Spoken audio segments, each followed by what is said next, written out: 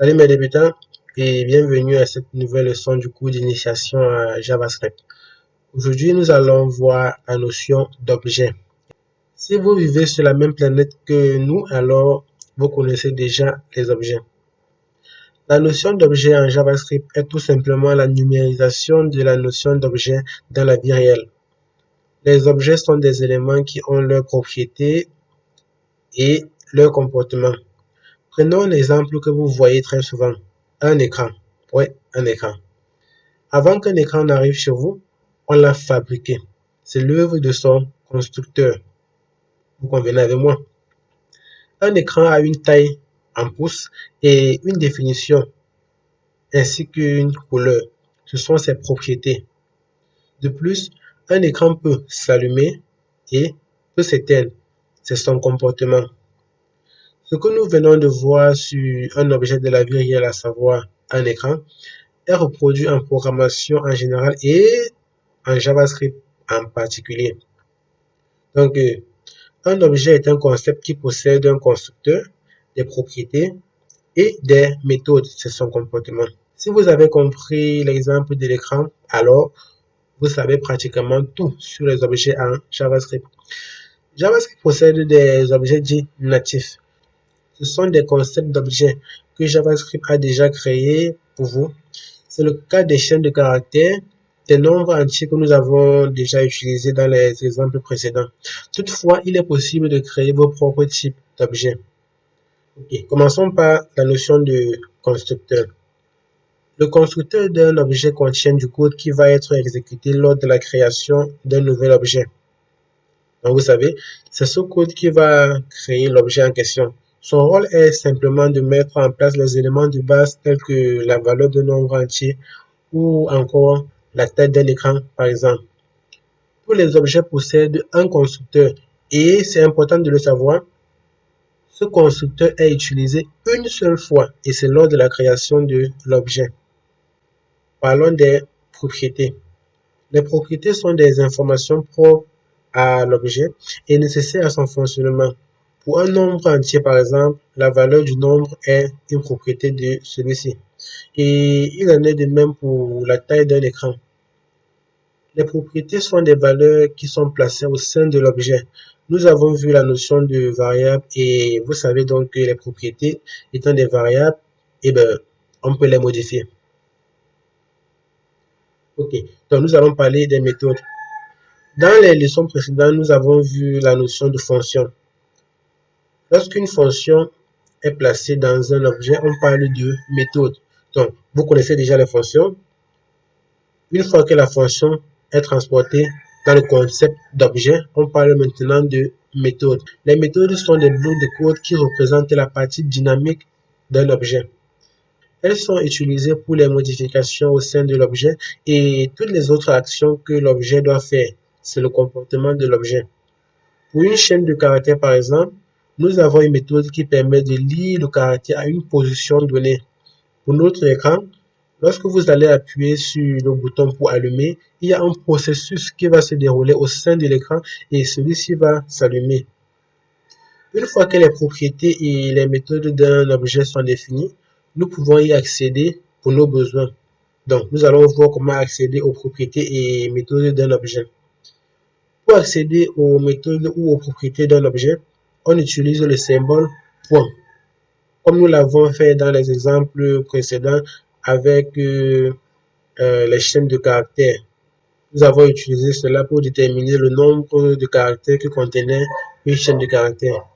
La syntaxe pour avoir accès à une propriété est la suivante. Nom de l'objet, point, propriété. Nom underscore objet est le nom de l'objet et propriété est la propriété que nous voulons avoir. La syntaxe pour avoir accès à une méthode de l'objet est la suivante. Nom underscore objet, point, méthode, entre parenthèses. Où nom underscore objet est le nom de l'objet, comme précédemment, et méthode est le nom de la méthode que nous souhaitons utiliser. Il est à noter que certaines méthodes des objets peuvent prendre des paramètres, comme avec les fonctions. Dans ce cas, la syntaxe est la suivante. Nom underscore objet, point, méthode entre parenthèses, liste, virgule, des, virgule, paramètres. Nous allons prendre l'exemple d'une chaîne de caractères. Nous pouvons déclarer la chaîne var string égale notre chaîne de caractères. Et si nous voulons avoir la longueur de la chaîne, c'est-à-dire le nombre de caractères que contient cette chaîne, nous allons faire string.length. Ça permet d'avoir le nombre de caractères que contient la chaîne. Nous avons string.indexOf, un caractère. Là, par exemple, C. Donc, cela va permettre de donner la première position du caractère C dans la chaîne de caractères. Nous avons string.toLowerCase. Cela va permettre de transformer tous les caractères de la chaîne en minuscules. Jusqu'ici, les amis, nous avons travaillé avec des objets que JavaScript nous proposait par défaut. Donc, ce que nous allons faire, c'est quoi? Nous allons vous présenter comment créer vos propres objets. Et cela va nous permettre, par exemple, de numériser notre écran. Donc, création d'un objet personnalisé. Nous allons vous montrer deux façons de créer des objets. La première se fait sans constructeur et la deuxième se fait avec un constructeur. Donc, création d'un objet sans constructeur. Pour créer un objet sans constructeur, on utilise ce qu'on va appeler un initialisateur. Le rôle de l'initialisateur va être de donner les valeurs initiales de notre objet et ainsi nous permettre de nous passer du constructeur. Donc, pour le faire, il faut mettre les propriétés et les méthodes de l'objet directement entre les accolades. La syntaxe est la suivante. Vous voyez, donc on utilise toujours notre déclaration de variable var nom d'objet et maintenant entre accolades nous allons mettre les propriétés. Propriété 1, 2 points valeur 1, virgule, propriété 2, 2 points valeur 2, virgule, ainsi de suite jusqu'à ce que nous ayons propriété n, 2 points valeur n. Donc, les différentes propriétés sont séparées par une virgule. La propriété et sa valeur sont séparées par 2 points. Et vous devez noter que où vous voyez propriété, c'est possible de mettre une méthode. Et dans ce cas, la valeur est la définition de la fonction que représente la méthode. Passons à un exemple d'application pour voir cela. Dans cet exemple, nous allons définir notre écran avec sa taille, sa couleur et une méthode pour s'allumer. Juste un petit rappel, nous allons continuer avec la structure de notre dossier. Et sur le bureau, nous avons un dossier nommé StatContent. À l'intérieur, nous avons deux fichiers, index.html et index.js. Voici ce que j'ai dans mon fichier index.js. Je vais supprimer. Et pour ce qui concerne mon fichier index.html, voici le contenu. Et nous savons que cette partie permet de lier ce fichier index.html à notre fichier index.javascript. Donc, une fois ceci avec cette structure, ici, je vais écrire notre code de JavaScript et après avoir actualisé le navigateur pour ce fichier, les modifications vont y apparaître. Ok, nous allons déclarer notre variable écran et on ouvre nos accolades. À l'intérieur, nous allons mettre les propriétés, une taille que nous allons dire 17, une couleur que nous allons dire, disons, noir, et la méthode allumer qui va permettre de s'allumer. Nous avons dit pour les méthodes, c'est la définition d'une fonction. Nous avons vu comment définir les fonctions. Donc, function, entre parenthèses, nous n'avons pas besoin d'informations, donc nous n'allons pas mettre de paramètres. Nous allons ouvrir nos accolades. Et à l'intérieur, nous allons dire ce que la méthode allumer est censée faire. Donc, ce que nous allons faire ici, c'est juste afficher premièrement 3 points de suspension. Lorsque l'utilisateur va cliquer sur OK dans la lettre, nous allons afficher je suis allumé.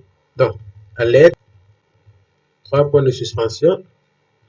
Ensuite, à lettre, Je suis allumé. OK. Donc, ici, c'est notre écran que nous avons défini avec sa taille et sa couleur. Pour tester, donc, je vais allumer l'écran. Donc, écran, je vais appeler la propriété allumer. OK. Et après ça, je vais encore faire un autre test. Disons, alerte, écran.taille. Ici, nous avons accès à une méthode de l'écran. Et ici, nous avons accès à une propriété de l'écran. Je vais enregistrer. Je vais donc aller ouvrir mon fichier index.html avec le navigateur. Et comme vous voyez, 3 points de suspension. Je suis allumé. Donc notre écran est allumé. Ensuite, nous avons affiché la taille 17. Tout marche à merveille. Ok, les débutants. Nous avons créé notre objet sans constructeur à lui et ça marche plutôt assez bien. Mais il y a un souci, c'est que le code ne peut pas être utilisé pour définir d'autres écrans. Si j'ai par exemple envie de définir 10 écrans comme ce que nous venons de faire, je serai obligé à chaque fois de recopier le même code 10 fois. Je pense que nous avons vu dans les leçons précédentes que recopier le code en programmation n'était pas du tout une bonne pratique. Donc nous allons éviter cela. Si vous voulez pouvoir réutiliser le code pour définir d'autres écrans, il faut passer absolument par un constructeur à vous. Nous allons vous montrer comment créer un objet à l'aide de son constructeur à lui. Pour créer un objet à l'aide d'un constructeur, on utilise une fonction, oui, une fonction qui va définir les propriétés des objets. Cette fonction se sert du mot-clé this. En anglais, ça veut dire ceci en français. Cette fonction va se servir de ce mot-clé pour définir les propriétés de l'objet. La syntaxe de cette fonction est la suivante. Function, nom du constructeur, paramètre 1, paramètre 2, ainsi de suite, les différents paramètres séparés par les virgules. Et entre accolades, définition des propriétés. Comme nous avons dit à l'aide du mot-clé 10, donc 10.propriété 1 égale paramètre 1, point virgule, 10.propriété 2 égale paramètre 2, ainsi de suite, 10.propriété n égale paramètre n. Fin. Donc, tout comme avec les initialisateurs, les différentes propriétés peuvent être des méthodes. Dans ce cas, elles contiennent la définition des fonctions. Par convention, les noms de constructeurs commencent par une lettre majuscule. Là, c'est juste une convention. Vous n'êtes pas obligé de la suivre, mais c'est conseillé.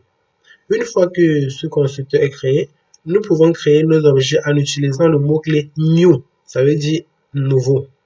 Suivant la syntaxe suivante, var object égale new non constructeur entre parenthèses liste des paramètres. Donc, passons à un exemple d'application pour voir cela.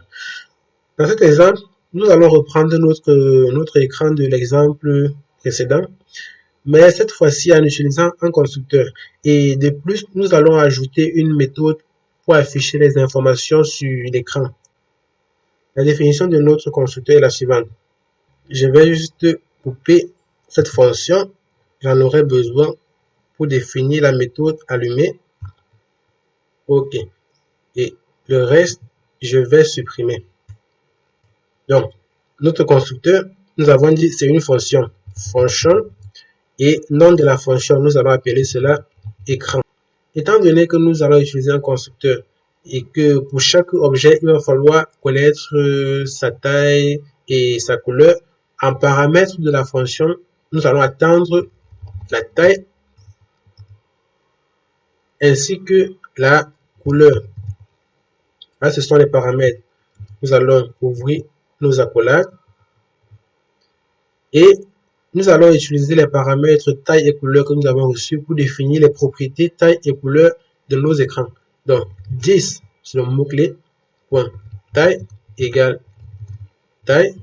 Ensuite, 10, point, couleur égale couleur. Super.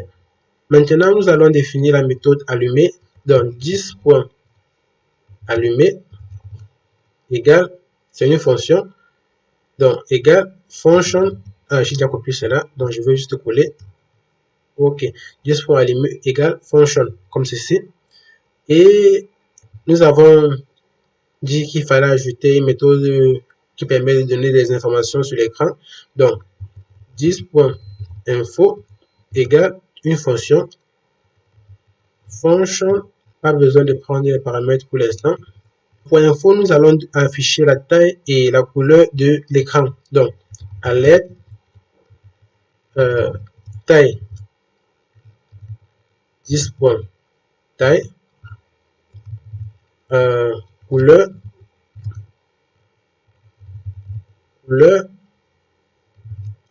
aussi 10.couleur. OK, super. Donc, ainsi, nous avons défini notre constructeur. Et ce que vous allez remarquer, c'est quoi? Vous voyez, il n'y a aucune valeur. Donc, lui, il ne connaît absolument aucune valeur. Quand nous allons définir nos objets, nous allons passer les valeurs et c'est ces valeurs qui vont être utilisées pour définir notre objet. C'est un peu comme si nous passons la commande de fabrication et nous donnons les caractéristiques. Ces caractéristiques sont utilisées pour fabriquer nos écrans. Je vois parmi vous certains qui me regardent en disant, mais ils sont encore doués avec son truc bizarre de taille, plus 10 points de taille et couleur, 10 points couleur. Pas de panique, les gars, pas de panique. Nous avons fait ce qu'on va appeler la concaténation. Oui, la concaténation. En utilisant le symbole plus avec les chaînes de caractères, elles sont mises les unes à la suite des autres pour former une nouvelle chaîne de caractères. C'est ce qu'on appelle la concaténation. Vous n'avez pas besoin de vous inquiéter sur l'autre là. Ce qui va se passer, c'est quoi? Si par exemple, je donne à un écran une taille de 17 pouces et une couleur noire, ceci va donner taille 2.17 pouces, couleur 2 points noir. Maintenant que nous avons notre constructeur, il va nous permettre de construire nos écrans. Nous avons simplement à lui donner les caractéristiques de chaque écran et il se charge de construire. Nous allons définir deux écrans. Un écran de 17 pouces de couleur noire et un écran de 15 pouces de couleur blanche. Et pour chaque écran, nous allons demander d'allumer et d'afficher les informations. Donc, var écran 1 égale, nous avons dit la création d'un objet à l'aide d'un constructeur passé par le mot-clé new. Donc, new écran. Et à l'intérieur, nous allons mettre les caractéristiques. Vous voyez, mon éditeur, lui, il a compris. Il sait qu'un écran a besoin d'une taille qui est n'importe quoi et d'une couleur qui est n'importe quoi. Le résultat est un écran. Dans la taille, nous allons mettre 17. La couleur, nous allons mettre noir. Deuxième, écran 2. Nous, toujours, écran. Taille, nous avons dit 15 pouces. Et de couleur, nous avons dit blanche. Ensuite, nous allons allumer notre écran. Écran 1 allumé. Puis, afficher les informations. Point info. Écran 2. Point info. Nous allons réactualiser notre navigateur. Vous voyez la signature de l'allumage. Là, c'est pour l'écran 1. Je suis allumé, dans l'écran 1 est allumé. Et ça nous dit taille 17, couleur noire. Là, c'est la signature de l'écran 2. L'écran 2 est allumé. Et ça nous dit taille 15, couleur blanche. Grâce à notre constructeur, nous avons maintenant deux écrans. Et nous pouvons nous permettre de créer des dizaines d'écrans et les mettre dans un tableau que nous allons utiliser pour nos travaux. Quand j'y pense, nous n'avons pas encore vu la notion de tableau. Donc, dans la prochaine leçon, ne vous inquiétez pas, nous allons voir nos tableaux. Et je pense que je suis vraiment pressé d'y arriver parce que j'aurai besoin de ce tableau pour transporter nos écrans. Mais avant la prochaine leçon, les gars, si vous avez aimé cette vidéo, n'oubliez surtout pas de liker et de partager. Si vous n'êtes pas encore abonné, faites-le maintenant afin d'être informé dès que la prochaine leçon sera publiée. Si vous connaissez une personne qui pourra être intéressée par ce cours, n'hésitez surtout pas de partager cela avec cette personne. Merci les gars pour avoir suivi cette leçon et à très bientôt. Ciao.